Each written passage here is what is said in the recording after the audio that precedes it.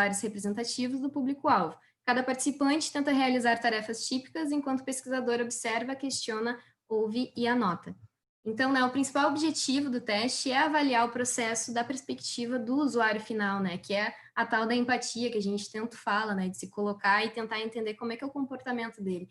Então, a gente faz um roteirinho ali com algumas tarefas que eles precisam concluir, a gente observa os comportamentos e é fundamental, é ideal, né, para a gente tomar decisões estratégicas e para criar hipóteses de melhoria de produtos que já existem. Mas por que a gente tem que fazer um teste de usabilidade? Porque assim a gente vai garantir um menor atrito para o usuário, porque a gente sabe, né, tem aquela premissa básica de que enquanto a motivação for maior do que o atrito, o usuário ele vai continuar avançando. Então, é nossa responsabilidade, né, deixar o processo mais fluido possível para que o usuário atinja o seu objetivo final, né? Então, também a gente vai aumentar a confiança do time de desenvolvimento, trazendo os desenvolvedores junto para a aplicação desses testes, porque hoje se tem muito aquela ideia de que o teste de usabilidade ele é responsabilidade apenas do designer, e eu acredito que não, eu acredito muito na cocriação, e eu acho que quando a gente traz o dev ali para a mesa junto com a gente, eles vão também conseguir ter essa noção, assim, de quem é o nosso usuário, de como que ele se comporta, e aplicar isso também no seu desenvolvimento front-end. E a gente também vai ser mais assertivo naquilo que a gente vai estar construindo, e de quebra a gente vai estar trazendo um pouco de mais valor para a empresa, né? Então, agora a gente vai entrar nos tipos de teste de usabilidade.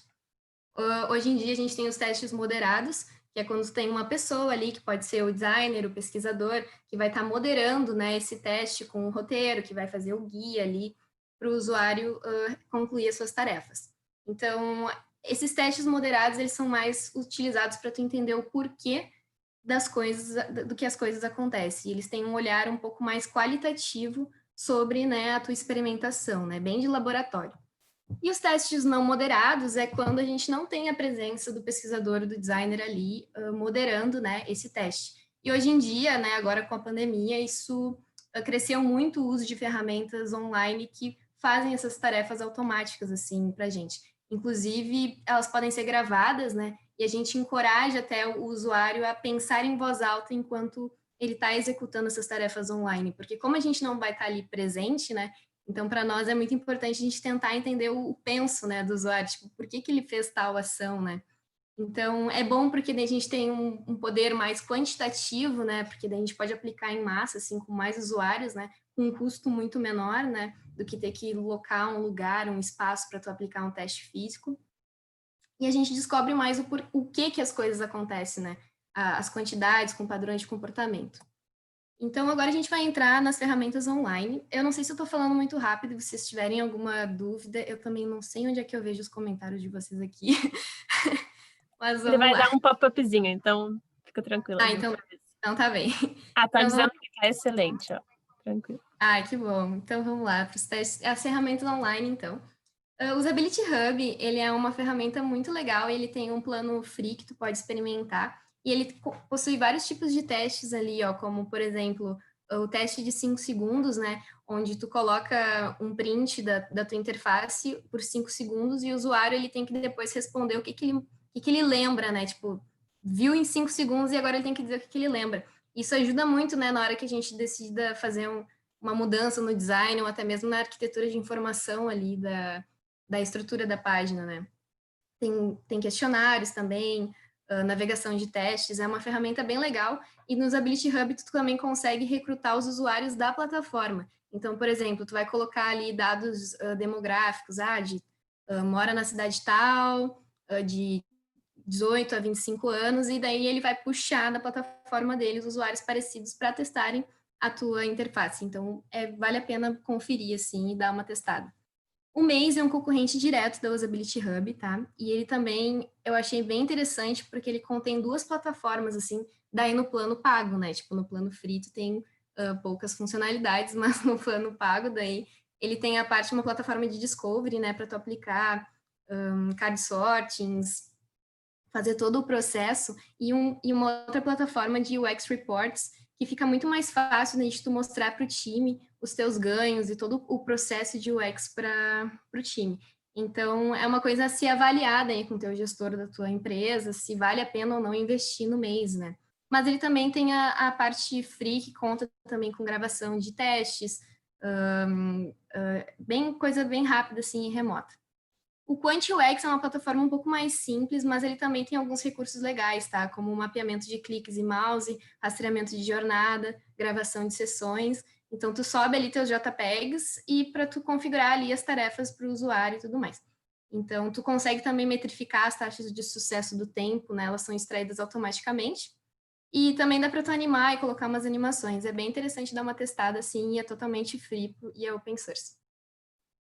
A Hotjar a gente está começando a utilizar na Unicred, que é um cliente da Ilegra, e é bem legal porque tu consegue, com uma pouca linha de código, ali, tu consegue adicionar no teu site, no teu aplicativo, e fazer perguntas de NPS, assim, para o teu usuário, por exemplo. Ele concluiu uma transferência bancária, digamos assim. E daí, feita essa conclusão dessa nova funcionalidade, aparece ali uma avaliação, numa escala de 1 a 5, né, o quanto satisfatório foi essa experiência para você. Então, e é muito fácil, assim, e é bem bonitinho o jeito que fica bem amigável, assim, a maneira como ele distribui esses dados. E tem outras coisas, como gravação de sessão, que daí tu pode olhar depois, tipo, os usuários reais, tá ligado? Que é muito diferente de tu fazer um teste, né, em laboratório com o usuário fora do seu ambiente comum. Com o Hotjar, tu pode ver eles usando em tempo real, né? Isso para aplicações que já foram lançadas e tudo mais.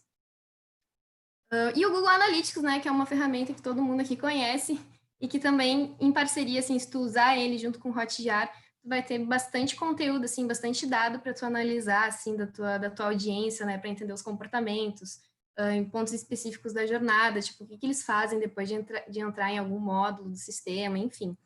É bem interessante. Eu queria ver com vocês agora, né, se você conhece alguma outra ferramenta, compartilhe aí no chat com a gente, porque aqui eu trouxe bem resumido algumas free de preferência, né, porque eu adoro coisas free para poder testar. Então, se vocês conhecerem outras, compartilhem aí com a galera, que depois, no final, a gente pode trocar uma ideia, mas não esqueça. E agora a gente vai entrar nas métricas de sucesso de usabilidade, que agora métricas é o hype do momento. Então, vamos linkar com o assunto da usabilidade. Então, é normal, né, que a gente tenha que definir algumas métricas que são dados quantificáveis, mensuráveis e confiáveis para a gente avaliar a experiência do usuário, né? Então, as métricas de usabilidade, elas concentram-se na facilidade de conclusão de tarefas. Então, a gente tem alguns tipos, assim, focados no teste de usabilidade, como tempo de tarefa, navegação, versus pesquisa, taxa de sucesso, enfim, são várias métricas que você pode utilizar. Então, eu decidi trazer aqui alguns exemplos, tá? Com formulazinhas, porque isso foi uma coisa que eu não tinha encontrado ainda em nenhuma outra palestra sobre, então eu resolvi trazer para vocês, tá? Então, a gente tem o tempo, né, a taxa de tempo na tarefa, a TTT, que basicamente tu precisa saber quanto tempo leva para o usuário realizar uma determinada tarefa. Então, é muito simples de tu aplicar essa métrica em qualquer projeto que tu estiver atuando, né? Aqui eu trouxe um exemplo, tá? Em média, leva quanto tempo para realizar uma TED bancária? Essa é a pergunta que eu quero descobrir, eu não sei. Então, eu tenho o usuário A, que ele realiza essa tarefa em 60 segundos, eu tenho o usuário B, que ele realiza em 50, e o usuário C, que realiza em 45 segundos. Pô, muito rápido. Então, como é que a gente calcula isso, né? A gente soma os segundos de cada usuário, né? 60 mais 50 mais 45, e divide pelo número de tentativas, que seria o número de usuários, que são 3. Então, ou seja, a gente tem uma média aí de 51 segundos para realizar uma TED bancária. Mas e agora? O que eu faço com esse dado? Será que, tipo, 51 segundos é muito rápido ou é muito lento? Aí, tipo, depende muito do que você vai comparar, né? Se você vai comparar esses 51 segundos com como era antes, uma versão antes do aplicativo, ou se você vai comparar com uma concorrência. Então, depende muito, assim, do cenário, né, que você vai estar avaliando. Então, a gente também tem a taxa de sucesso da tarefa, que é a porcentagem de tarefas concluídas corretamente pelo usuário, né? Então, ela tem relação direta com a eficácia. Eu acho que eu não falei aqui antes, né? A taxa de tempo da tarefa, ela está relacionada com a eficiência, que foi o que a gente tinha comentado antes, né? Sobre a usabilidade. Então, aqui a gente tem, né? Quantos usuários conseguiram realizar uma TED bancária do início ao fim? Então, a gente tem aqui, o usuário A, ele concluiu a tarefa, o usuário B também concluiu, mas o usuário C, ele não conseguiu concluir a tarefa. Então, a gente tem ali uma taxa de 66%, 2 dividido por 3, né? 2 usuários conseguiram concluir, dividido pelo número de tentativas, que são 3. Então, a gente tem aí esse 66%. A taxa de erro, né, é o número de uma entrada mal sucedida. E aqui a gente tem um detalhe, tá? Na hora de que a gente vai fazer esse cálculo. Quando vocês forem pensar, assim, no roteiro de vocês e nas tarefas que o usuário tem que fazer, é sempre bom vocês imaginarem um cenário de erro, né? Então, por exemplo, tá, beleza, eu quero fazer uma TED, vamos usar o exemplo da TED bancária. Quais seriam os possíveis erros que o nosso usuário poderia ter? Ele pode digitar o CPF errado, ele pode, sei lá, digitar o nome da pessoa errado, enfim, possíveis erros, assim, que vocês vão catalogar e vão definir, né? Quais são os erros dessa tarefa que ele pode cometer. Então, a gente tem ali, 6 usuários concluíram a tarefa de realizar uma TED bancária no mobile. A tarefa envolve 5 possíveis erros. Então, qual seria, né, a minha taxa de erro? Então, a gente tem aqui o usuário A, ele concluiu essa tarefa, mas ele caiu em 3 erros, sei lá, digitou num input errado, clicou no botão de voltar, sei lá, deu vários problemas. O usuário B também teve um problema, o usuário C concluiu com 2 problemas, o usuário C, ele concluiu com 2, o usuário D, ele passou direto, assim, não errou nenhuma vez, assim, não teve nenhum erro. O usuário E também teve 1, e o usuário F teve 2. Então, basicamente, você vai somar, né, todos os erros dos participantes e dividir pelo total de tentativas versus os possíveis erros que tu catalogou antes. Então, a gente tem aqui uma taxa de 30%. Sugiro a vocês, quem quiser, tiver interesse, tira aquele printzinho, que essa hora é boa. Então, a próxima métrica que a gente tem é a escala de dificuldade da tarefa, tá? E essa, basicamente, é uma perguntinha que você vai fazer a cada final do teste que você for realizar, tá?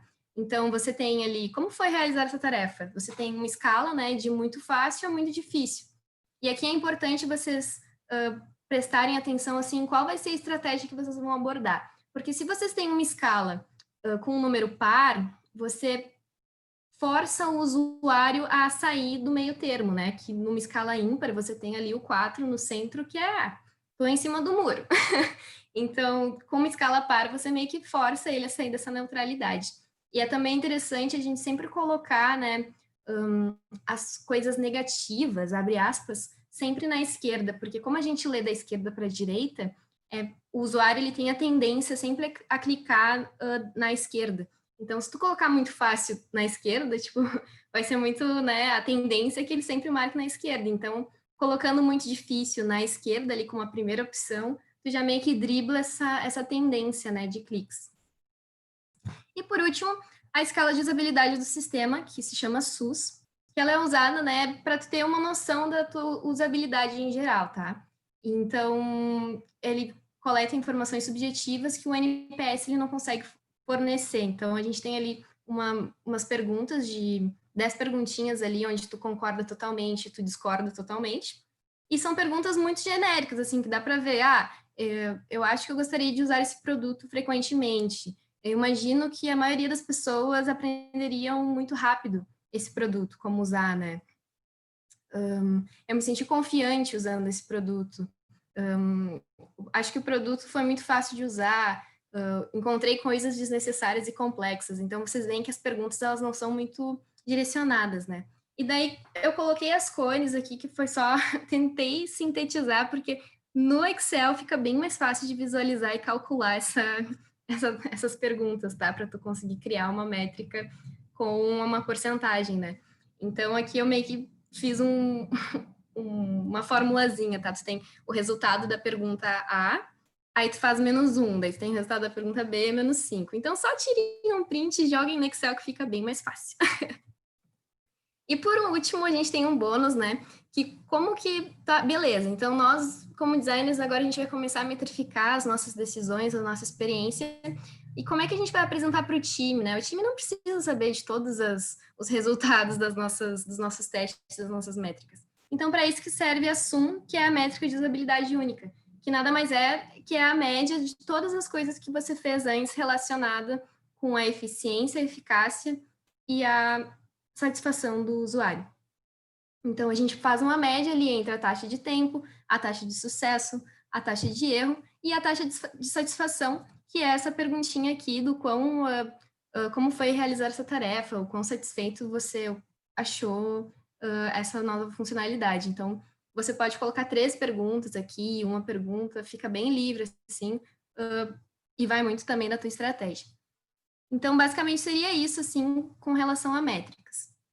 Queria até perguntar para vocês se vocês conhecem alguma outra métrica para aplicar para usabilidade, se vocês já aplicaram algum teste de usabilidade e aplicaram métricas também, super aberta aí para a gente conversar. E eu vou finalizando aqui agora com umas considerações finais, que uma coisa que eu demorei para entender é que você não precisa orientar o usuário para navegar no protótipo. Eu acho que quando você está começando a fazer uns testes assim, eu, pelo menos, eu tinha aquela coisa de querer ajudar a pessoa a não, faz assim, sabe? Então, isso é uma coisa que a gente precisa aprender, né, como moderador, de estar ali e entender que tu não precisa orientar ele. É interessante repetir os testes também dentro de um período para tu observar tendências e ter uma ideia melhor do que está funcionando e o que não está.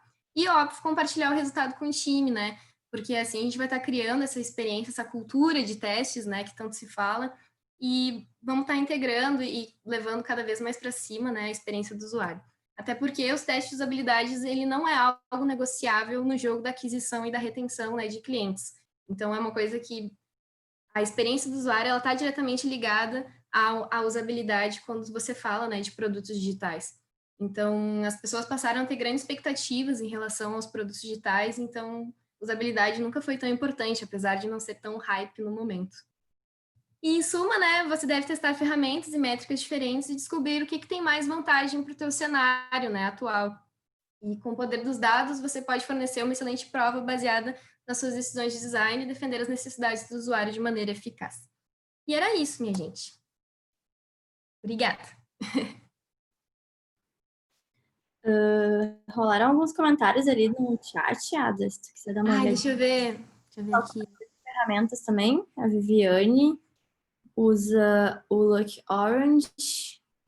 Heleno colocou um link ali também. Pendo, é isso? Se vocês quiserem comentar, gente, podem abrir o microfone, a câmera e fazer perguntas. Isso. Deixa eu ver aqui agora tudo. Desculpa não me aprofundar muito também, eu queria mostrar alguns exemplos assim, mas eu também não sabia como é que ia ser a experiência da galera que estava entrando, né, o quão experiente, então tentei trazer uma coisa bem geral, assim. Eu comentei no chat, Ada, que tu até falou em tirar o print da tela, mas a apresentação está sendo gravada, tá? Então a gente vai compartilhar isso no blog da Ilegra, né, Ideia? Isso, exatamente. A gente vai postar lá no Meetup, assim que a gente vai postar no YouTube e daí depois a gente manda via Meetup para vocês. E também no LinkedIn, que se inscreveu só no LinkedIn. Então, vou aproveitar, né, que a gente está falando de testes e avaliar a experiência do usuário. Quero que vocês comentem aí numa escala de 1 a 5 se eu superei as expectativas de vocês com relação a essa apresentação. Seria uma boa avaliação aí para eu poder evoluir os próximos. 5 muito satisfeito e 1 satisfeito. Olha só. 6, nossa, 10. Opa! Vocês conseguem me ouvir? Eu acho que o Felipe levantou a mão ali também, eu vi que ele levantou a mão.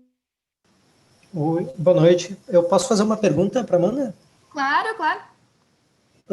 A questão de acessibilidade de pessoas de baixa visão ou com alguma característica que não permita perceber as cores de maneira convencional, isso entra no teste de usabilidade também? E se entra, como é que vocês fazem esse tipo de trabalho? Isso entra também no teste de usabilidade.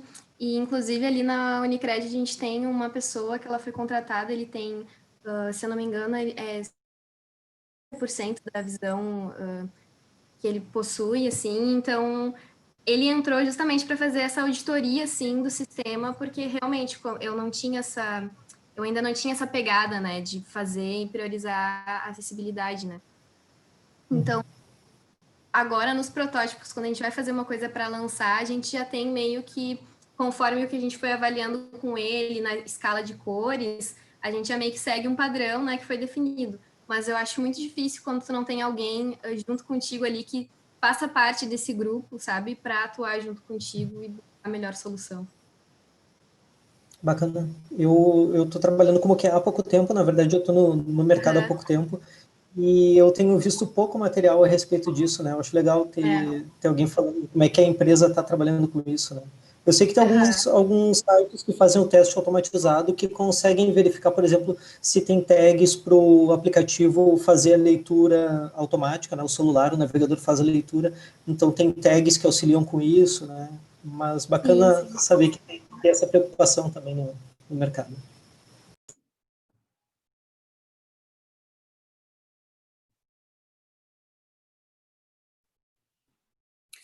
É isso, Felipe.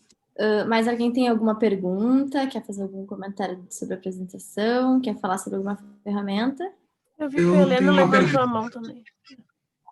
Consegue me ouvir? Tá. Amanda, no cenário de vocês, que vocês utilizam, vocês criam métricas para avaliar o produto antes do desenvolvimento, após o desenvolvimento ou os dois? Os dois. Como é que funciona esse cenário lá? Vocês avaliam o que vocês vão, se vale a pena desenvolver aquilo, depois vocês veem se aquilo foi efetivo ou não? Como é que funciona esse cenário? Sim. Esse cenário, assim, ele foge um pouquinho dos testes de usabilidade, né? Aí a gente já está entrando um pouco mais nas métricas da experiência como um todo e para avaliar se a iniciativa, né, se ela teve sucesso ou não. Então, quando tu faz, né, isso está muito atrelado ao teu processo de discovery. Lá a gente está atuando já com todo esse processo, onde eu, mais um BI e o PO, a gente faz, né, a rodada de conversas e tudo mais. E quando a gente faz aquele processo ali de ideação e definição, né, a gente cria as métricas de negócio e, em paralelo, a gente também já está começando a definir as métricas de sucesso. Então, se uma métrica de negócio, deixa eu puxar aqui um exemplo para te dar, que eu me lembro agora, assim, de cabeça. Na parte de, a gente está atuando, vou puxar aqui, que a gente está falando com crédito imobiliário. A gente queria validar se os nossos usuários, se eles são esse público, eles tinham interesse, tá? Então, e daí a gente queria criar um crédito pré-aprovado imobiliário. Então, a nossa métrica de sucesso, a gente meio que validou primeiro os leads, para ver se tinha interesse. Então, a gente fez uma simulaçãozinha com um botãozinho só, tipo assim, cadastre seu nome aqui para ver se você tem interesse e tudo mais. Então, com base nisso, a gente gerou meio que a primeira métrica de sucesso, que foi para saber se tem interesse, se vale a pena desenvolver aquilo ou não. Então, a gente validou que, beleza, a gente tem cooperados que estão interessados em crédito pré-aprovado imobiliário, e daí depois a gente começou a aplicar o Discovery para desenvolver daí a parte, né, funcional ali de todo esse esquema, como é que ia funcionar o back-office, parte mais complexa. Mas normalmente é assim, tipo, você define a métrica junto quando você está fazendo esse discovery. E quando o produto ele já é criado, daí você, como designer, você vai fazer uma avaliação da interface no quesito de usabilidade, assim, para ver, testar, enfim, com os usuários. E bem aquela coisa de avaliar, beleza. Hoje, por exemplo, a gente tem uma taxa de tempo de conclusão da tarefa X de tantos %. O que a gente pode fazer nessa jornada para diminuir esse tempo? E daí, conforme, beleza, vamos aplicar e vamos apostar nessa hipótese tal, fechando isso, você vai ter, então, uma comparação com o que era antes.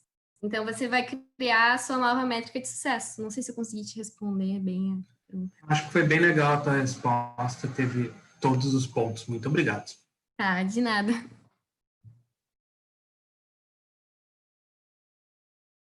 Usei essa ferramenta para testar cores em gráficos. projectsueli.com.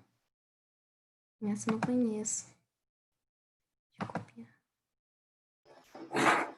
É isso, gente. Vamos para a apresentação dos meninos. Testes no front.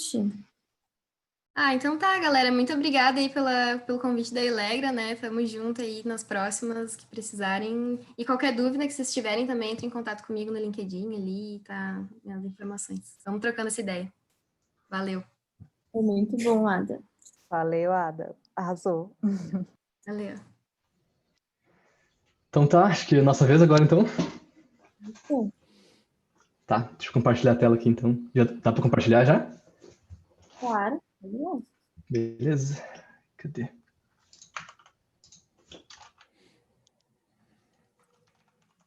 Aqui, achei.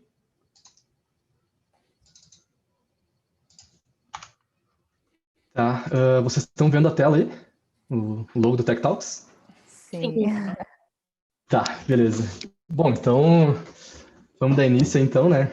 Já dando continuidade aí à apresentação do Tech Talks. Bom, galera, antes de tudo, queria só apresentar a gente aí. Eu sou o Thiago, eu sou Lead Front-End Engineer na Elegra. Aí estão minhas redes. E eu sou o Matheus, eu sou Dev Front aqui também. E aí estão minhas redes, GitHub e LinkedIn. Então tá. E o assunto que a gente quer conversar com vocês hoje é um assunto, no mínimo, digamos assim, meio polêmico no front-end, né? Que são testes, porque testes no front-end, quando a gente comenta disso, muita gente não faz, né? Ou quando faz pouco, digamos assim, e quando faz pouco ainda faz errado, dá para dizer, né? Então a gente quer trazer uma visão, tipo, do modo ideal que a gente vê os testes no front-end e como a gente gostaria de estar aplicando hoje e provavelmente como a gente vai aplicar, né? Nossos projetos e tudo que a gente fizer aí com o front-end, né? E antes de ir para o assunto, de fato, a gente queria deixar duas coisinhas aqui meio highlighted, né? Tipo, o que esperar da talk e o que não esperar dessa talk. Então, basicamente, o que esperar da talk? A gente quer trazer uma outra visão sobre testes no front-end. Então, a gente vê muito quando a galera faz testes de um jeito unitário, né? Testando unidades e 100% unitário, e às vezes querendo testar unitário em modo end-to-end, né? Então, isso não é tão interessante, e aí que vem o que não esperar dessa talk, que basicamente é uma talk livre de trade-offs, né? Então, a gente vai mostrar trade-offs de testar desses modos. Então, tipo, unitário para nós aqui, a gente vai mostrar que talvez não é o cenário mais ideal, e end-to-end também não, né? Então, basicamente, essas duas coisinhas que a gente queria estar levantando antes da talk aí. E aí, indo de fato agora para o conteúdo, a gente precisa se perguntar antes de tudo, antes de entrar nos testes de fato, por que a gente não faz testes, né, de um modo geral, não só no front-end? Muita das coisas que a gente vai levantar aqui agora são coisas que a gente vê, né, tipo comentários que a gente escuta. Então, basicamente, o primeiro ponto que a gente queria levantar é que é muito demorado fazer testes no front-end, né? Aliás, não só no front-end, mas de modo geral. Então, a galera fala que, tipo, cara, o tempo que eu estou demorando para fazer um teste aqui na aplicação, eu poderia estar gastando para fazer outra task, né? Então, tipo, eu poderia gastar esse tempo do teste fazendo outra task e iria gerar bem mais valor para o meu software. De fato, errado não tá, né? Mas se fizer essa abordagem, a gente tem o seguinte, provavelmente vão ocorrer bugs, né? E ocorrendo bugs, a gente volta ao cenário de que a gente vai ter que voltar para a tela, a gente vai ter que entender o que está acontecendo, a gente vai ter que fazer o teste depois para garantir, a gente vai ter que corrigir o bug, enfim. O argumento de ser muito demorado, ele vai ser automaticamente invalidado com isso, porque o tempo que a gente vai gastar depois voltando para corrigir bugs, a gente já teria acertado de primeira fazendo o teste e garantindo a qualidade, né? Outro ponto que a gente queria levantar também é que, seguinte, é muito custoso fazer testes, de modo geral. Por quê? Porque a gente considera testes, como é que eu posso dizer, demorados de serem feitos, e aí com isso, muita gente fala, tipo, cara, é demorado, então se eu vou demorar, eu vou estar levantando muito custo para o projeto, né? Porque a gente considera, tipo, teste é tempo, tempo é custo, e custo é dinheiro que vai estar saindo do projeto. Em vez de estar gerando coisas de valor, a gente está ali, fazendo teste, né? E, de novo, a gente volta naquele assunto, tipo, não está errado, mas a gente ressalva de novo. Cara, provavelmente vão ocorrer bugs. E aí, ocorrendo bugs, o que acontece? De novo, a gente tem que gastar muito tempo em cima disso, e aí o tempo que a gente vai gastar em cima dos bugs que a gente tem que corrigir é bem mais custoso do que a gente fazer os testes já de primeira, né? E aí, o último ponto que a gente queria levantar, porque a gente poderia ficar falando um tempão aqui sobre itens que a gente ouve de desculpa para não testar, é basicamente que as regras de negócio estão sempre mudando, né? E esse aqui eu acho que é o mais pertinente que a gente ouve, porque a galera fala, tipo, cara, eu fiz a tela aqui agora, fiz a task e daqui 2 dias mudou tudo, então, tipo, não tem por que fazer meu teste, né? Tipo, o que acontece? Perdi um tempão fazendo a task, perdi um tempão fazendo o teste, e no outro dia que eu terminei o teste, veio a galera do negócio e e refatorou, tipo, mudou totalmente as regras. Isso pode acontecer, mas isso não é um problema, né? Isso não dá para ser considerado um problema, tipo, as regras mudarem. As regras mudarem, elas fazem parte do desenvolvimento de software, né? A gente, como desenvolvedores, a gente tem que estar ligados nisso, que as regras elas vão mudar. O problema é as regras mudarem e a gente continuar mantendo bugs mesmo as regras mudando, né? Esse que é o problema. Então, mesmo que a gente não faça teste porque as regras vão mudar, provavelmente bugs vão ocorrer, né? E bugs ocorrendo, a gente volta naquela mesma história que a gente já comentou 2 slides para cima ali, né? E daí, com isso, tipo, eu acho que já tá bom de motivos pra gente não testar, porque senão a gente vai ficar um tempão falando aqui ainda, né? E aí a gente começa a falar um pouquinho agora de por que testar, de fato. Certo. Então, a gente já comentou um pouquinho sobre as motivações por trás de pessoas que não testam, né? E elas já foram contestadas até. Mas a gente vai levantar agora algumas motivações por trás do teste, né? Por que a gente escreve testes? E aí o primeiro ponto que a gente quer trazer para vocês é o do próximo slide, que é o seguinte, né? É entregar software com confidência. O que isso quer dizer, né? É a preocupação que a gente tem com entregar software com qualidade, a preocupação que a gente tem com entregar funcionalidades que de fato não vão gerar bug e que não vão dar problema para o usuário final. Isso quer dizer que a gente quer entregar as coisas, quer passar para a produção e esperar que a gente não tenha problemas, né, no futuro, ou que o cliente nos ligue às 3, 4 da manhã para resolver um problema, ou até que a gente saia de férias, né, e tem que corrigir um bug no momento que a gente está surfando ali, como é o caso desse cara ali no GIF. Ele acabou não escrevendo testes, né, e perdeu o MacBook dele por conta disso. Mas esse seria o primeiro ponto, então, né? A gente escreve testes porque a gente quer entregar software com confidência, software que funciona. O próximo critério, né, da gente escrever testes é para não criar código legado. E a gente traz essa frase aí do Michael Feathers, isso foi tirado de um livro dele. Eu não conhecia ele até ouvir essa frase. E ele diz o seguinte: para mim, código legado é simplesmente código sem testes. O interessante de reparar aqui é que muitas vezes a gente liga código legado a código com uma tecnologia antiga ou coisa do tipo. E a gente traz aqui, então, o ponto de que não cobrir o teu software com teste tem muito a ver também com criar código legado. A gente até tem uma imagem ali embaixo, né, de um programador que um dia escreveu um fluxo e que funcionou meio que por acidente, e só ele sabia como funcionava, né, e tem gente tentando até hoje otimizar aquela rotina, né, já foi mais de 250 horas ali gastas para tentar resolver aquilo, e muito provavelmente não tinha testes. E aí, como que a gente percebe, né, que a gente está criando software legado? A gente pode reparar isso através de alguns pontos, né? Se a gente tem medo de mudar o software, né, insegurança de refatorar alguns fluxos, muito provavelmente a gente está criando código legado, e a gente pode se deparar, talvez, muitas vezes com o sentimento daquele macaquinho ali que sai teclando no Note e ele olha para cima e nada funciona, certo? E, assim, no final, a gente percebe que se a gente tivesse coberto, com testes, né, cobertos pela aplicação, a gente não passaria por casos como esse. E no final do dia, a gente quer que o nosso software esteja coberto de testes para que a gente chegue a um nível de produtividade do Jim Carrey ali, a gente possa sair teclando no nosso software e tudo sair funcionando magicamente.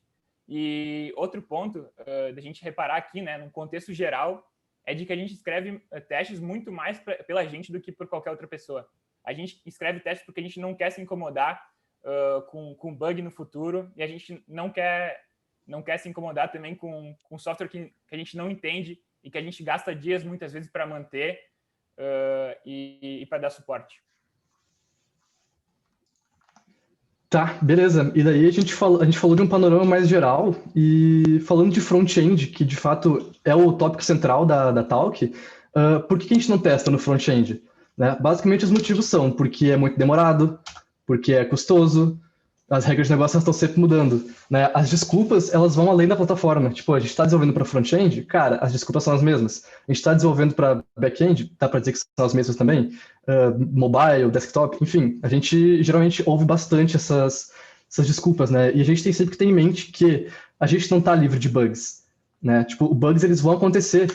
E com que tipo de bugs a gente está lidando no front-end? Porque a gente tem que se preparar para esse tipo de coisa. Isso vai acontecer, é inevitável, mas a gente tem que estar o mais preparado possível. com o que a gente está lidando? Basicamente, no front-end, a gente tem que se preocupar com segurança, performance, regressão, integração, UI, acessibilidade, regras de negócio, internacionalização. Eu poderia continuar falando aqui, tipo, mais um monte de item, mas eu acho que só essa listinha aqui já está bem interessante para a gente ter uma noção, tipo, do porquê que é importante a gente testar e o que a gente vai ter que estar lidando com possíveis bugs no front-end, né? E a gente tem que ter em mente uma coisa, que bugs realmente acontecem. Eu quero reforçar essa parte porque entra nesse assunto aqui, tipo, bugs acontecem com qualquer um. Por exemplo, lá em 1962, teve um typo que destruiu um foguete da NASA, né? Tipo, um typo, nada mais é, para quem não conhece, é uma escrita errada, né? Então, lá em 1962, os caras estavam fazendo o foguetinho deles lá bem tranquilo, na deles, e eles resolveram lançar esse foguete para teste, e deu 5 minutos no ar, o foguete explodiu por causa de um typo, né? Então, era para ser um cálculo, tipo, sei lá, de mais, e na real foi um sinal de menos, né? E os caras conseguiram torrar 80 milhões, que era o foguete na época, lá em 72. Hoje, a gente fez a conversão, esse foguete estaria valendo mais ou menos $1 bilhão, né? Então, os caras conseguiram torrar essa grana, provavelmente deve ser um dos bugs mais caros da história, cara, simplesmente por um typo, coisa que provavelmente um teste, até unitário mesmo, teria coberto, né? Não sei dizer se naquela época eles estavam fazendo testes ou não, mas provavelmente um cenário assim deveria ter sido pego num teste, né? E tipo, tá, beleza, a gente para pensar que 80 milhões para a NASA não deve ser quase nada, mas lá em 62, o valor máximo que a NASA tinha, assim, né, tipo, que ela valia, era de 1,2 bilhões. Então a NASA conseguiu torrar quase que 10% do valor deles em, cara, 5 minutos, por causa de um typo, né? E daí a gente fica pensando depois disso, tá, beleza, então bugs acontecem, mas como é que a gente consegue fazer testes eficientes para não para garantir que as coisas não vão quebrar, né? Para garantir que os fluxos que a gente está fazendo estão certos. Certo. Aí a gente entra nos testes eficientes, né? Talvez um pouco polêmico aí, até pelo nome da talk, mas basicamente testes eficientes vão ser descritos aí com os próximos 2 tweets que a gente vai mostrar para vocês, de forma bem simples. Então a gente começa primeiro com esse tweet do Guilherme Raut, que é CEO da Vercel, criador do Next.js e de outras tecnologias que a gente vê bastante no mundo do front-end. E ele diz o seguinte, né? Escreva testes, não tantos, mas a maioria de integração. E a parte da integração a gente vai conversar um pouco mais na sequência, mas é basicamente isso que ele diz.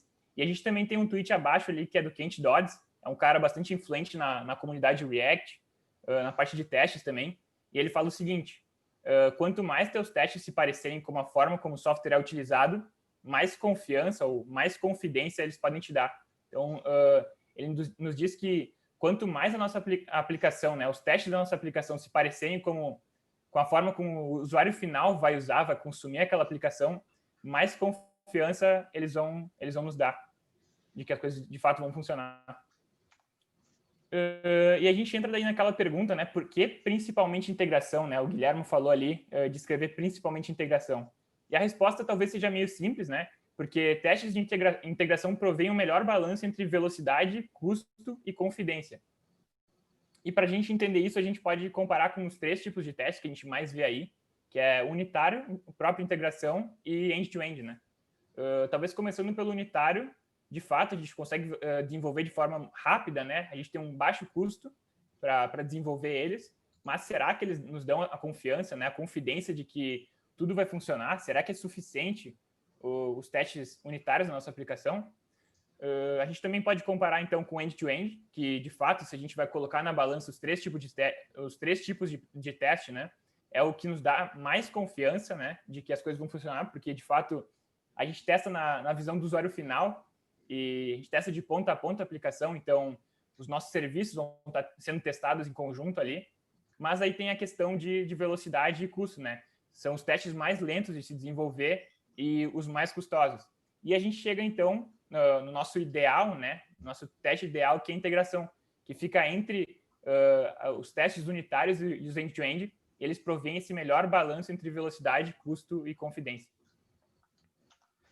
Seguindo esse exemplo que o Matheus comentou, né, do end-to-end, integração e unitário, sempre que a gente fala de testes, a gente sempre se depara com a pirâmide de testes, né, que ela é levantada para o teste em geral. Então, tipo, a gente trouxe aqui mais num cenário de front-end, né, tipo, testes end-to-end, integração e unitário. Então, o que a gente tem? Sempre que a gente fala de pirâmide de testes, a gente tem sempre essa base dos testes unitários, né? Que os testes unitários eles têm que ser a nossa base porque eles são os mais rápidos de serem feitos, os mais rápidos de nos darem feedback, ou seja, tipo um teste unitário, ele dá um feedback para nós ali se o nosso código está certo ou não, né? Em, sei lá, tipo 1, 2 segundos, mundo ideal, né? Então, tipo, ele é bem rápido de fazer, ele é bem rápido de dar feedback e ele é bem barato de ser feito, porque não envolve tanto tempo para fazer ele, né?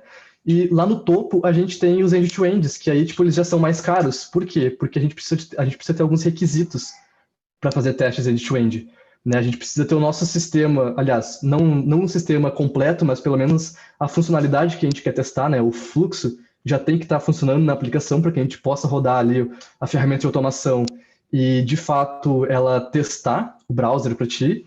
Então, isso já se torna mais custoso por vários motivos. Por exemplo, já demora mais tempo, que, convertendo para o que a gente falou antes ali, demora mais custo do projeto. Ele é mais demorado para a gente ter um ciclo de feedback. Então, comparado com o teste unitário, a gente tinha lá, por exemplo, 1, 2 segundos para ter um feedback. Aqui a gente pode levar até 2 minutos, talvez. É uma possibilidade. Né? E ele é bem mais caro também, só reforçando. E aí, tipo assim, o intermediário entre eles seria o teste de integração, que ele é bem rápido de ser feito também, ele se equivale quase que a um teste unitário, e ele também é bem barato de a gente fazer, e diferente do unitário, que a gente testa unidades, ali a gente está testando um fluxo bem parecido com o que se faz lá no end-to-end, só que de modo mais unitário, entre aspas, dá para dizer assim, né? E o que isso quer dizer? Isso quer dizer que, basicamente, a pirâmide de teste ela não serve para a gente, né? Ela não está no nosso contexto aqui de front-end, que a gente gostaria de propor, até porque a gente quer focar mais em testes de integração, a gente quer focar menos em testes unitários e menos em testes end-to-end. Testes end-to-end só quando realmente tiver um fluxo necessário, né? E eu ainda sinto falta de algumas coisas aqui nessa pirâmide de teste, como, por exemplo, testar a tipagem, né, das coisas, sem a gente precisar ter que realmente tá tendo que fazer teste para garantir que os tipos da linguagem estão funcionando, né? Porque, como a gente sabe, JavaScript, que é o que a gente mais tem no front-end, não é tipado, né? Então, a gente pode fazer simplesmente uma variável que é string virar number, depois virar booleano, depois virar um array, um objeto, uma classe, enfim, cara, a gente pode fazer ela virar o que a gente quiser. E isso para um código, isso pode ser muito inconsistente e pode acabar gerando várias falhas para nós no código, e, enfim. Eu sinto falta também dessa parte estática na pirâmide de testes. E aí, o Kent Sidotz, que o Matheus tinha comentado antes ali, que também é bastante influente na comunidade de testes, ele propôs para a gente, comunidade, o troféu de testes. Em vez da gente olhar de um modo pirâmide, a gente olha de um modo de troféu, né? Que aí a gente tem a base ali sendo sustentada agora por tipos estáticos, então testes estáticos que a gente faz na aplicação. Isso, na verdade, não precisa nem ter muito esforço, a gente bastaria só trocar, por exemplo, um JavaScript por TypeScript. Isso já ajudaria bastante aqui na parte de estáticos, né? Porque TypeScript, como é uma linguagem tipada, ele não iria deixar a gente, sei lá, transformar uma variável que é number em uma string, né? Isso já iria mais a nosso favor, isso já ajudaria bastante. Depois, a gente tem um unitário ali, tipo, como é que eu posso dizer, mais esquecido um pouquinho, né? A gente deixa de lado as unidades do teste e começa a focar mais na integração e tentar refletir no código o que o usuário faz no sistema, né? Então, a gente tenta deixar o nosso teste o mais refletindo o máximo possível o que o nosso código está fazendo e o que o usuário vai fazer, né? E, por fim, lá ali no topo, está o end-to-end. End-to-end não é menos importante, ele está ali, mas eu julgo ele tipo como a última camada dos testes, porque a gente precisa ter mais recursos para desenvolver ele, e não adianta a gente fazer teste end-to-end olhando para um modo unitário, né? Tipo, querer testar tudo que é cenário possível no end-to-end. Cara, end-to-end é para a gente validar de fato se os fluxos eles estão funcionando, né? Se eles estão de fato contemplando o que a gente precisa. Se tiver que validar alguma outra coisa mais detalhada, a gente valida na integração, ou mais detalhado ainda, talvez até no unitário, né? E aí, com isso, a gente queria mostrar... Opa, desculpa, slide errado. Pulei um pouquinho, é para baixo. Né? E aí a gente vai ali na parte dos testes unitários. O que acontece com os testes unitários, né? Por que a gente não quer focar tanto neles e a gente quer dar uma ênfase maior nos testes de integração? Basicamente porque, olhando o GIF de baixo, a gente vê que testes unitários podem ser aplicados nas 3 partes ali do corpo do cara, né? Mas quem garante pra gente que se a gente juntar todas essas partes, depois elas vão estar funcionando como deveriam, né? E se a gente pegar o cenário completo, então, tá, vamos juntar tudo. A gente tem o cenário do guarda-chuva, né? Então, basicamente, a gente tem testes unitários sendo aplicados ali no guarda-chuva inteiro, mas faltou um teste de integração, né? E o teste de integração é realmente... ele reflete o que o usuário vai fazer. Então, faltou o core do que o usuário vai fazer, que é, de fato, abrir o guarda-chuva. Isso não foi testado, né? Então, é basicamente esse cenário que a gente quer estar englobando aqui para mostrar para vocês. E agora a gente consegue, de fato, mostrar a aplicação que a gente quer evoluir com os testes aqui na Talk, tá? Que é essa daqui. Agora sim. Certo. Então, a gente tem um exemplo de aplicação bem simples. A gente queria trazer algo mais palpável possível para que a gente possa mostrar essa aplicação, né, dos testes de integração. Então, nessa aplicação, a gente tem uma listagem de usuários que é carregada a partir de um botão ali do Load Users. Primeiro, ele mostra ali a mensagem de loading, né, informando que a request está sendo feita. E após isso, então, ele já popula os nomes dos usuários na tela. Esse seria o nosso caso feliz da listagem, né? A gente também tem o nosso caso triste, que é quando a gente clica no botão, aparece a mensagem de loading e a request falha. Então, a nossa ideia com isso é testar esses 2 cenários, né? O cenário onde os usuários são carregados e o cenário onde a requisição falha. Então, a gente não vai entrar muito em mérito de implementação e como isso foi feito, até porque não é o foco da Talk, certo? Mas esse componente foi desenvolvido com Angular, e ali na primeira parte, do primeiro trecho de código, é referente ao que o usuário vai ver, né? Que é o nosso template, nosso HTML. Então, primeiramente, a gente tem um botão ali, que é o de carregar os usuários, e no clique dele ele vai chamar aquele fetch users, que a gente já vai ver na sequência. Depois disso, a gente tem as 2 mensagens, né? A mensagem de carregamento e de falha na requisição. E essas 2 mensagens são mostradas de forma condicional ali. A gente tem essas 2 flags, tanto loading quanto error. Por último, então, a gente tem também a listagem de usuários, que vai fazer um laço sobre a listagem de usuários e mostrar o nome de cada um, certo? Aí na parte de baixo, então, a nossa parte lógica do componente. A gente tem primeiro a definição das variáveis, primeiro a listagem de usuários ali, e depois as flags, né, de loading e de error, que são os booleans que vão controlar quais mensagens serão mostradas na tela. Aí, também ali no TypeScript, a gente tem a parte que vai ser chamada a partir do clique do usuário, que é esse fetch users. Então, primeiro ele vai passar esse loading para true, para indicar ao usuário que aquela listagem está sendo carregada. E aí, quando for completa, né, quando terminar essa busca de usuários no serviço, ou ele vai setar essa listagem, né, caso a request for feita com sucesso, senão ele vai mostrar a mensagem de erro na tela para o usuário. E vai também tirar a flag de loading, certo? Aí, então, a gente tem os nossos primeiros testes aqui que a gente quer trazer para vocês. E no início dele, a gente já começa definindo a nossa listagem de usuários que vai ser usada para mocar no nosso teste. Após isso, então, a gente configura o nosso módulo de testes. Isso aqui também a gente não vai entrar muito em mérito de como funciona, porque é a forma como o Angular estrutura os testes, né? Como a gente configura um módulo de testes no Angular. Mas, enfim, o que ele está fazendo aqui é basicamente criando esse componente, né? E permitindo com que a gente faça testes nesse componente. E aí, por último, a gente tem o nosso describe com todos os cenários que a gente quer testar ali. Então, primeiro, a gente pode olhar ali para o primeiro teste, onde ele testa se a mensagem de carregamento vai ser mostrada quando o usuário clicar no botão de carregar usuários. E o que o componente faz, basicamente, é chamar aquela função de fetch users e, após isso, esperar que essa flag de loading seja true, né? Que é o que a gente espera utilizando a aplicação. Depois, a gente também testa se a listagem vai ser mostrada quando o carregamento de usuários for completo. Então, inicialmente, ali a gente já começa mocando a chamada daquele serviço que estava na nossa implementação lá. Então, a gente está dizendo agora que quando essa função for chamada dentro desse serviço, né, que é uma classe que a gente tem para buscar essas informações de usuário, for chamada, ele vai retornar esse mock que a gente criou lá no início do teste. Aí a gente chama novamente nossa função de fetch users, e espera que tanto a flag de loading quanto de error seja falsa. Também espera que a listagem de usuários que está agora no componente seja igual ao nosso mock definido ali no início do teste. E, por último, né, o nosso último teste ali valida se a mensagem de erro vai ser mostrada quando a requisição falhar.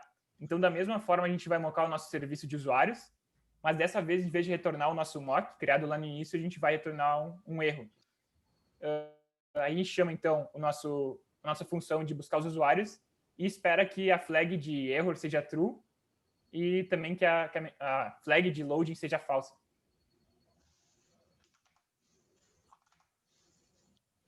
A gente poderia parar por aqui, né, e, sei lá, só commitar aqui e sucesso, né? Nosso componente está coberto de testes, mas a nossa ideia é mostrar que tem muito espaço para melhorar nesse teste e tem muitas coisas que a gente poderia fazer diferente, né? E coisas que não são consideradas boas práticas no meio do que a gente trouxe aqui. E é o que a gente quer falar com vocês na sequência.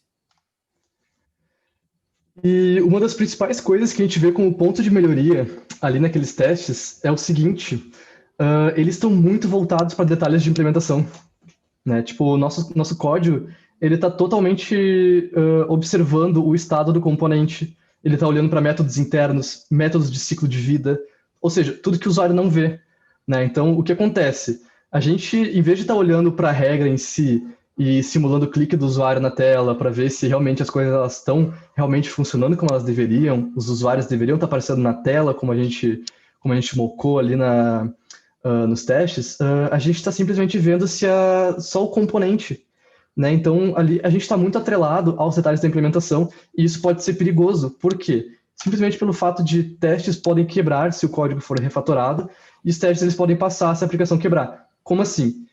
Aqueles testes ali, eles vão passar.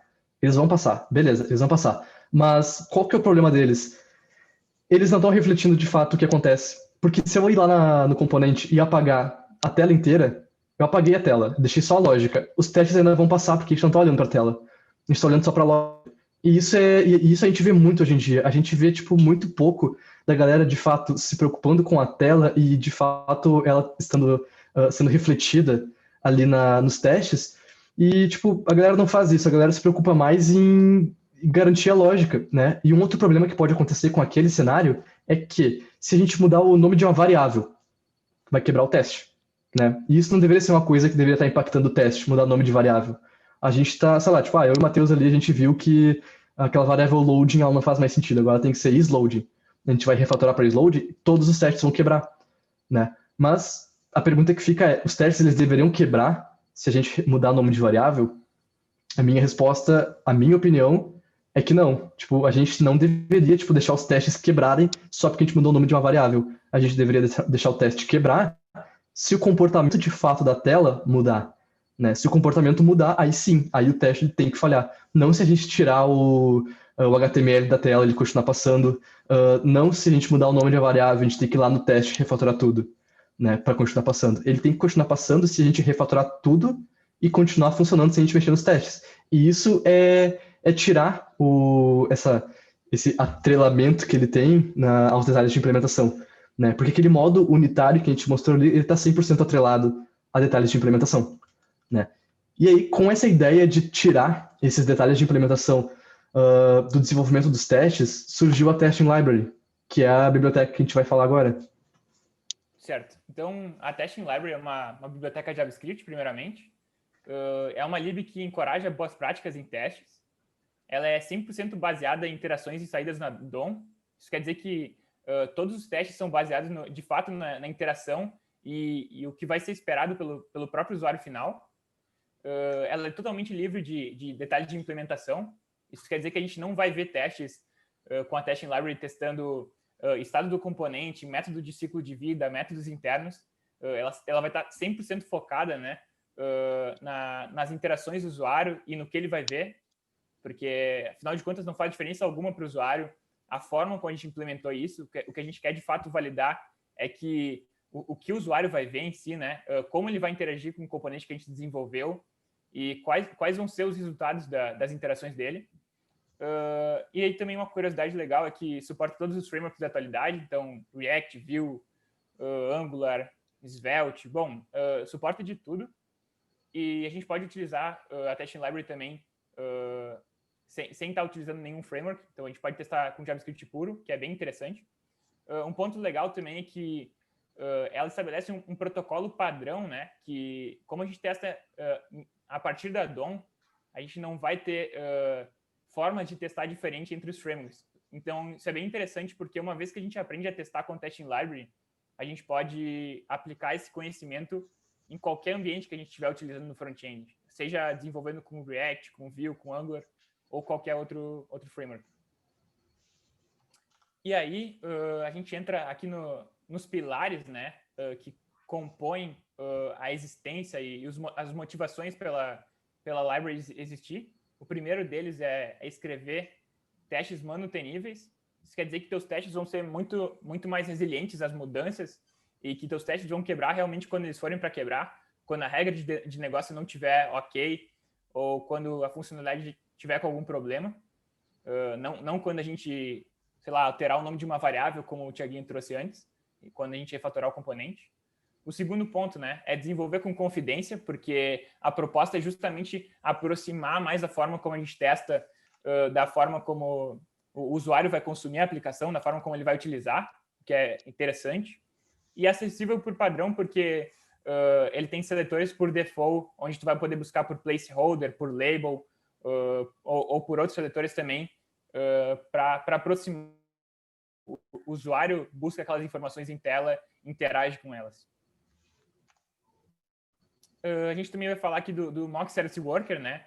Que é uma library que é apoiada pelo pessoal da Testing Library. Então, essa lib basicamente serve para interceptar e mocar requests por Service Worker. Para quem não sabe, Service Worker é basicamente um script que fica rodando em background no browser. É um script que fica rodando em uma thread separada e ele pode servir para várias coisas, né? Mas no caso do Mock Service Worker, ele fica monitorando então as requests que a gente faz e ele intercepta elas para a gente retornar o resultado que a gente quiser, né? Para a gente poder mocar essas requisições. A execução é 100% por parte do client-side e isso também suporta tanto o REST quanto o GraphQL.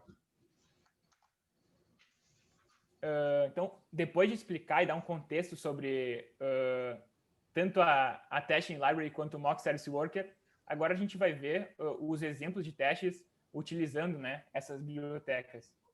Então, a gente começa definindo o nosso mock de usuários, da mesma forma que a gente fez quando a gente fez o teste unitário, né, nos slides passados.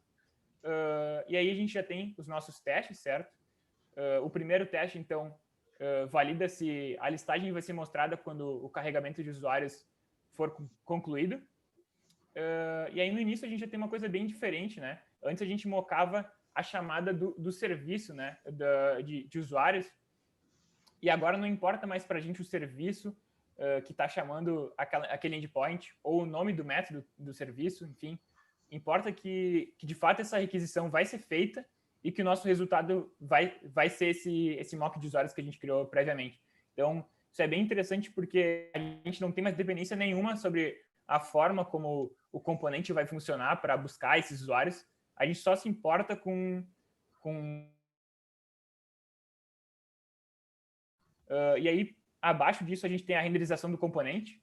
Também, o que a gente está fazendo aqui, de forma simples, é carregando o componente para que ele possa ser testado em tela. E aí, após isso, a gente já busca o primeiro elemento, né, que é o nosso botão de Fetch Users. É aquele botão onde a gente clica para buscar os usuários. A gente está utilizando o Test ID para isso. Eu não sei se vocês repararam mais cedo, mas na nossa estrutura HTML, a gente tinha a definição, tá aí, ó, de cada Test ID para os elementos. E essa é uma prática interessante porque se a gente busca testes que vão quebrar com menos frequência, né? A gente pode estar utilizando esses Test IDs, porque dificilmente é algo que a gente vai mudar, né? A gente poderia também estar buscando por label, ou por placeholder, ou até por nome de classe, mas seria muito mais fácil do elemento quebrar, porque é algo muito mais mutável. Então, é uma prática interessante que o pessoal utiliza. Aí a gente simula o clique do usuário no botão. Esse user também é algo que vem da própria Testing Library, a gente passa o elemento, então, que é o nosso botão, e simula o clique nela. E após isso, a gente valida que a mensagem de carregamento e a listagem de usuários seja mostrada em tela, né, em sequência. E aí, por último, a gente valida a mensagem de erro. Nesse caso, como a nossa requisição foi feita com sucesso, a mensagem de erro não deveria ser mostrada, né? O nosso próximo teste, então, é para validar aquele cenário onde a requisição falha. Então, a gente começa definindo de novo o nosso mock para o endpoint, só que dessa vez a gente não vai retornar nossa lista de usuários, né? A gente vai retornar um erro 500. E aí, novamente, a gente renderiza o nosso componente em tela, busca o botão pelo teste ID, como a gente fez no teste passado, clica nesse botão, espera que a mensagem de loading e de erro sejam mostradas de forma sequencial e, por último, valida que a listagem de usuários não é mostrada, como a nossa aplicação retornou um erro na requisição.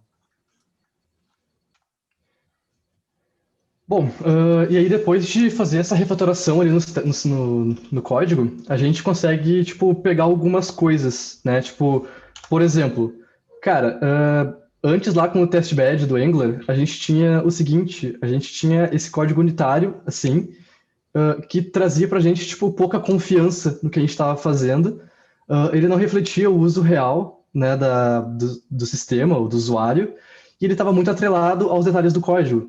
Né? Então, se a gente vê aqui, ó, a gente estava chamando diretamente ali o component.fetchUsers, estava esperando que o loading fosse falso, esperando que o error fosse falso, e que os users ele, tipo, fosse estritamente igual ao mock que a gente estava gerando. Né? Isso, tipo, tá, beleza, vai funcionar, mas é que nem a gente falou ao longo da talk, a gente não tem confiança nisso. Se eu mudar no componente de loading para isLoading, vai quebrar todos os 3 testes, porque a gente tem loading, loading e loading sendo validado em todos os testes, né? Então, ele dá pouca confiança pra gente na hora da gente desenvolver.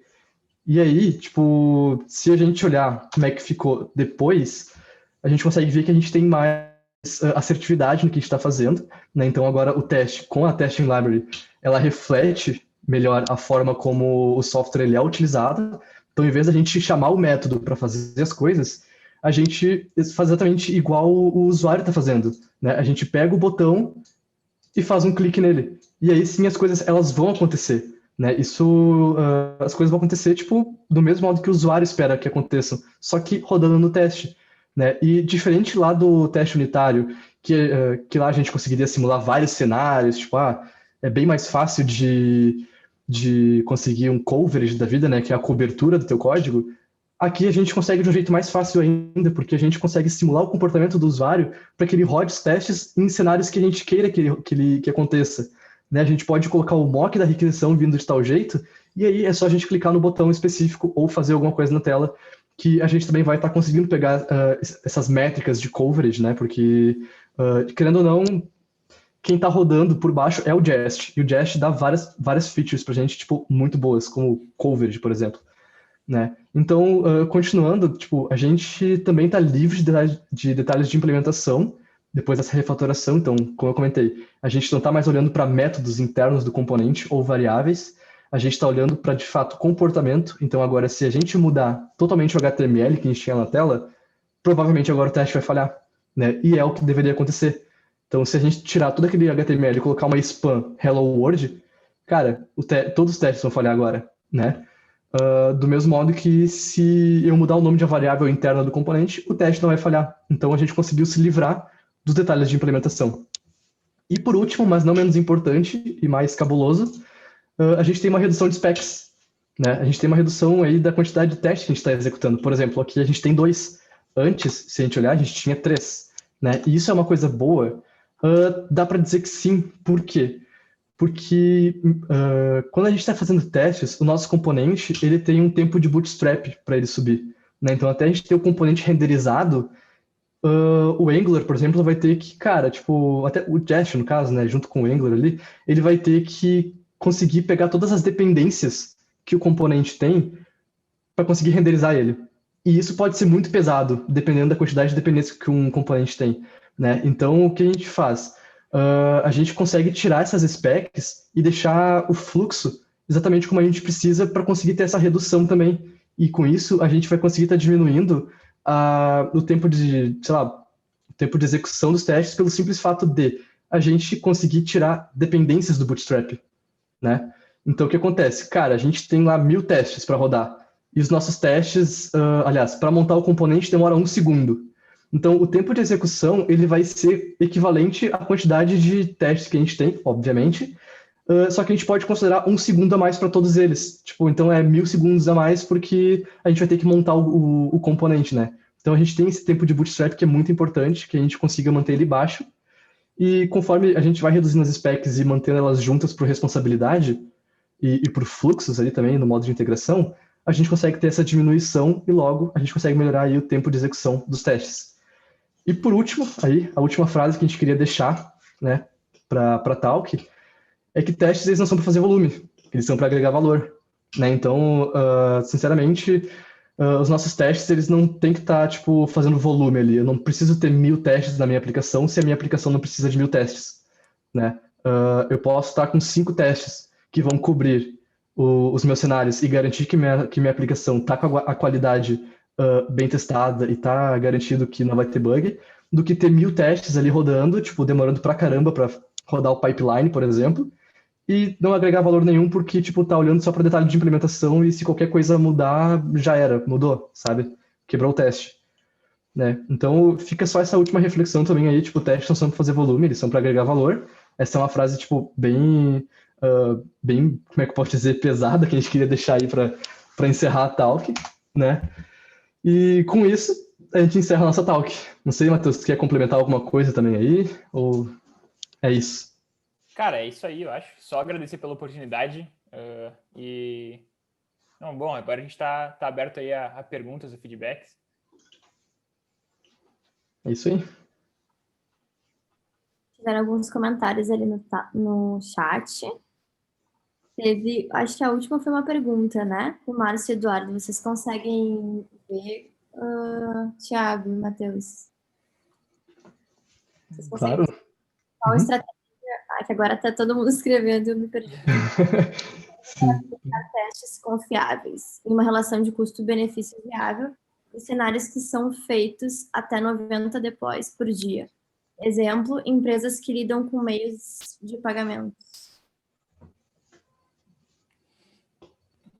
Bom, basicamente o que a gente sempre pensa assim para cenários como esse é tipo, cara, a gente tem que tentar manter sempre o foco nos testes de integração.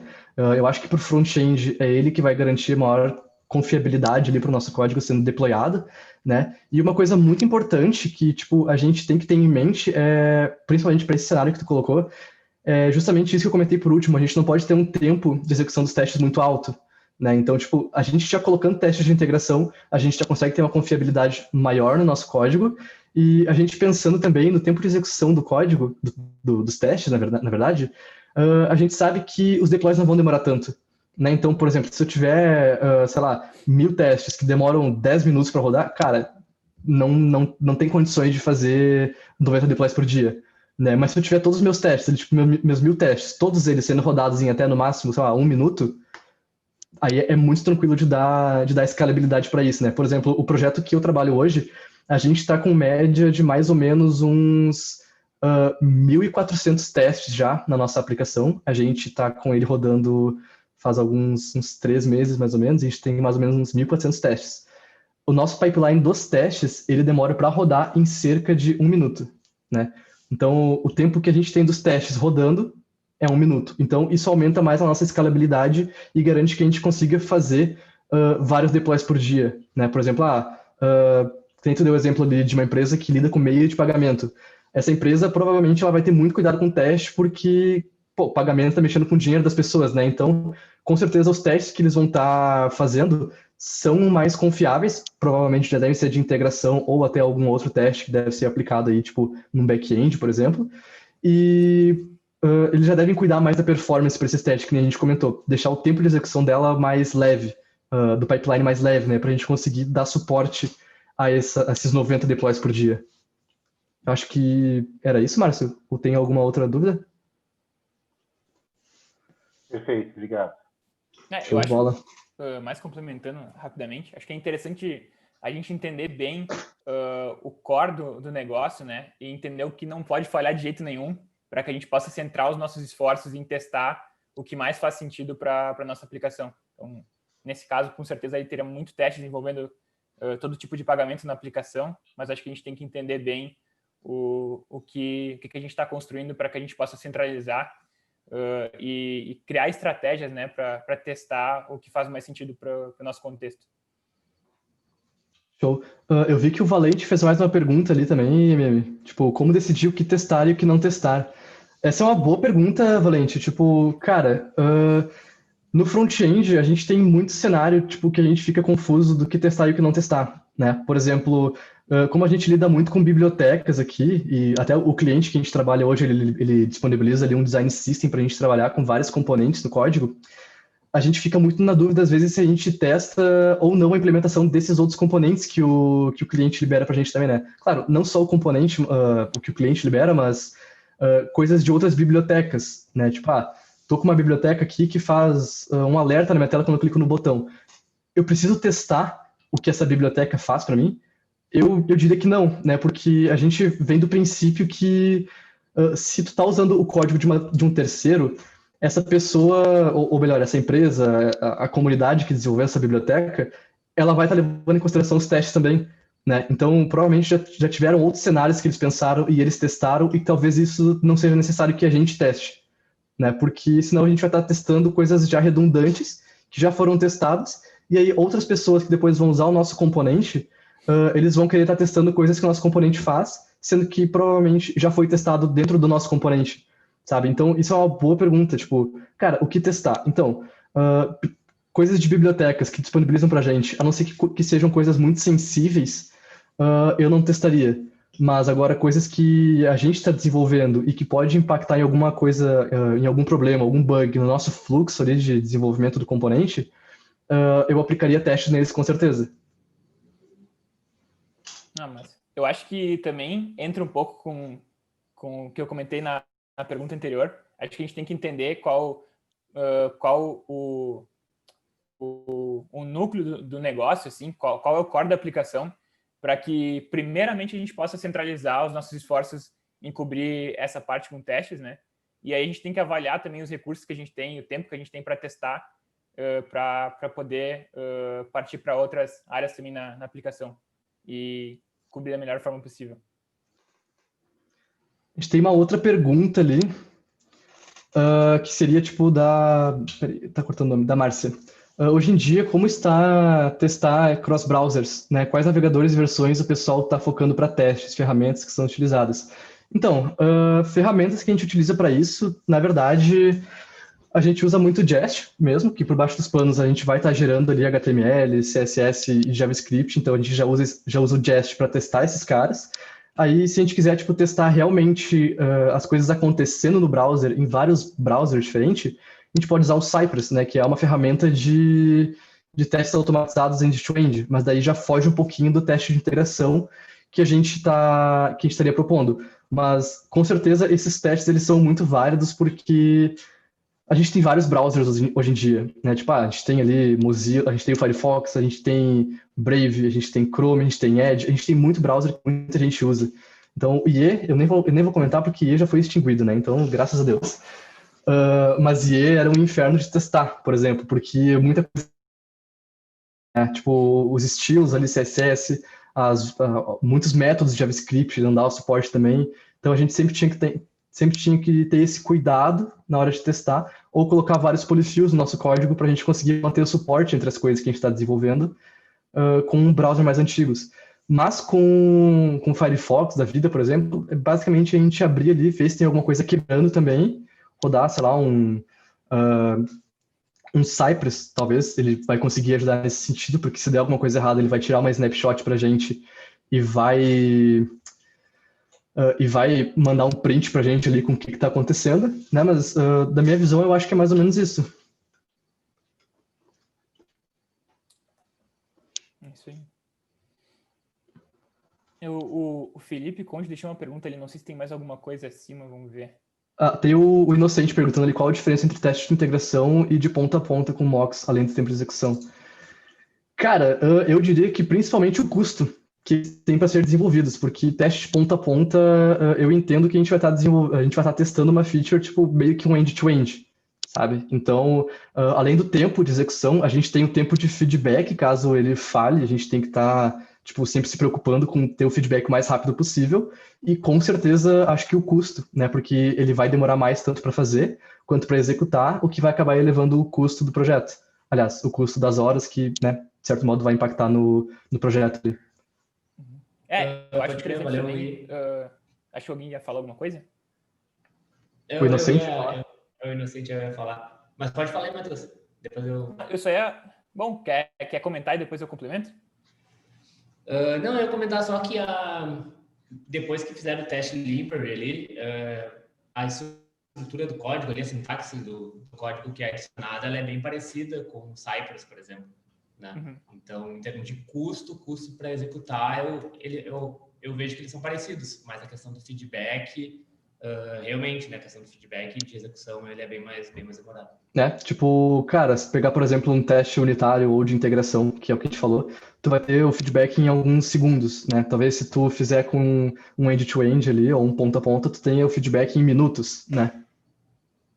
Sim, exatamente. Estou aqui com, sei lá, 100 testes e tá demorando 5 minutos.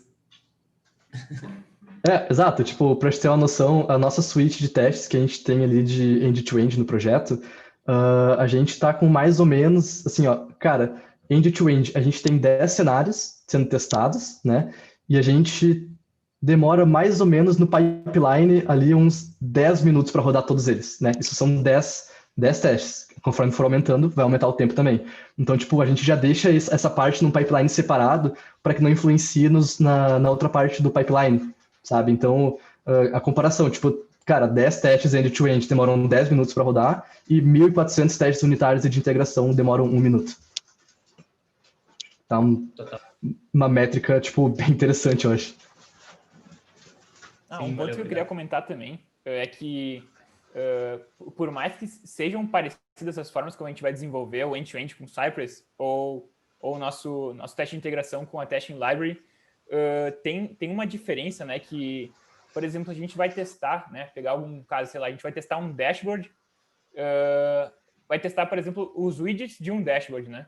Se a gente estiver testando com Cypress e nosso container, ou seja, a nossa casca de tudo estiver quebrada, poderia ser o dashboard nesse caso, isso já vai invalidar o teste do próprio widget, né? E a gente poderia testar o widget de forma individual sem estar por trás do browser com um teste de integração. Isso é algo interessante também, porque o nosso widget, mas o dashboard está quebrado. Se a gente só cobrir com um teste ponta a ponta, isso vai invalidar todo o nosso fluxo. Verdade, bem colocado. Obrigadão também, Matheus. Valeu. Gente, só temos vamos fechar com a última pergunta ali do Luiz. Uhum. E a gente tá, O que é considerado nos testes de integração? Banco de dados, aplicação, APIs? Então, olhando mais para a visão assim, de front-end, né, a gente não leva em consideração o banco de dados startup.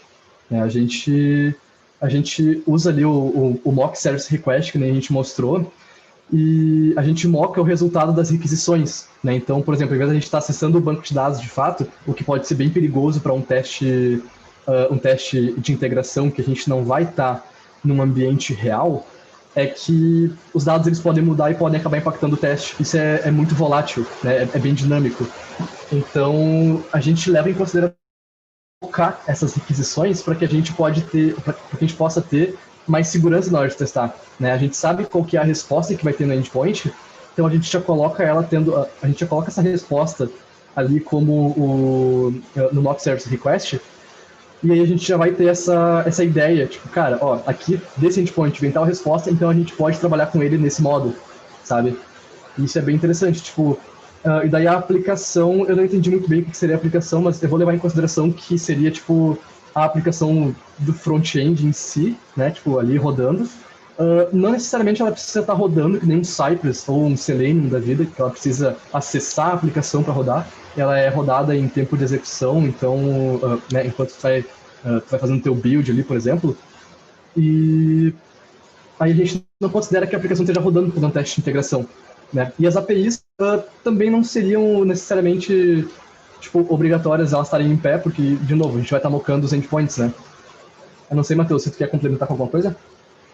Cara, eu acho que é isso aí, acho que colocou muito bem.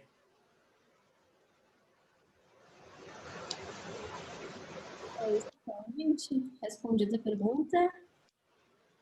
E sim, né? Acho que a gente conseguiu fechar bem no horário, certinho. Passamos 4 minutos.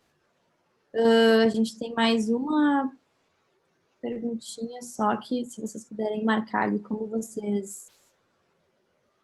o que vocês acharam da Talk, se vocês puderem avaliar, eu vou lançar aqui.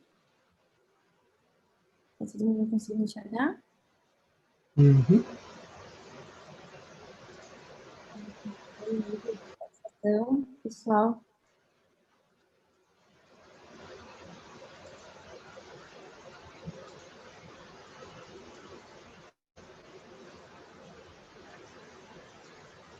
Tá bom, super satisfeita.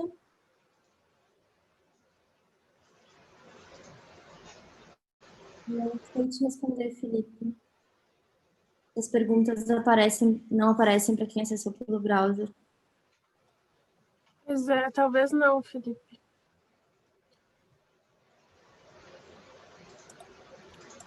Mas vocês também podem registrar a opinião de vocês de como é que foi lá no próprio site do Meetup. Ah, tá bom. Valeu, Felipe. Tá todo mundo bem satisfeito com a Talk. A gente pode ir encerrando, né, Deia? Acho que sim. Beleza, então, galera, muito obrigada, né, pela presença de vocês. E a gente vai fazer alguma movimentação lá pelo LinkedIn também para perguntar os interesses de vocês para as próximas talks, né? Show de bola. E é isso, muito obrigada. Vamos, né? Podem nos seguir, enfim, em redes para sempre saber quando vai acontecer o evento. Muito obrigada, galera, que palestrou. Não sei se tá todo mundo ainda, mas... Tamo aí, tamo aí.